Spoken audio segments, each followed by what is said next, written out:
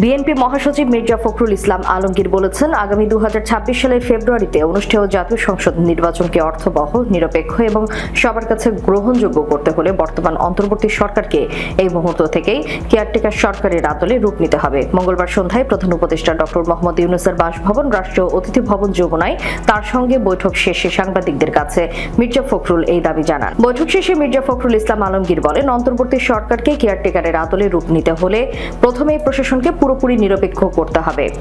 এর মধ্যে রয়েছে সচিবালয় এবং জেলা প্রশাসনে এখনো যারা চিহ্নিত ফ্যাসিস্টের দোসর হিসেবে কাজ করছেন তাদের সরিয়ে নিরপেক্ষ কর্মকর্তাদের নিয়োগ দিতে হবে। তিনি আরও বলেন, পুলিশের নতুন নিয়োগ বা পদোন্নতির ক্ষেত্রে সম্পূর্ণ নিরপেক্ষ অবস্থান নেওয়ার কথা আমরা বলেছি। বিএনপির মহাসচিব উল্লেখ করেন, বিচার বিভাগের উচ্চ পর্যায়ে যারা এখনো ফ্যাসিস্টদের দোসর আছেন তাদের সরিয়ে সেখানে নিরপেক্ষ বিচারকদের নিয়োগের ব্যবস্থা করতে হবে।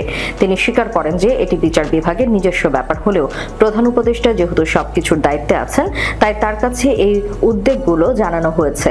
বিএনপি নেতারা আরও দাবি করেন, সরকারকে সম্পূর্ণভাবে নিরপেক্ষতা বজায় রাখতে, বিশেষ করে সরকারের মধ্যে যদি কোনো দলীয় লোক থেকে থাকেন তাদের অপসারণ করা জরুরি। এ বিষয়ে প্রধান উপদেষ্টা সুনির্দিষ্টভাবে কোনো মন্তব্য করেছেন কিনা সে প্রশ্নের কোনো জবাব দেননি বিএনপি নেতারা।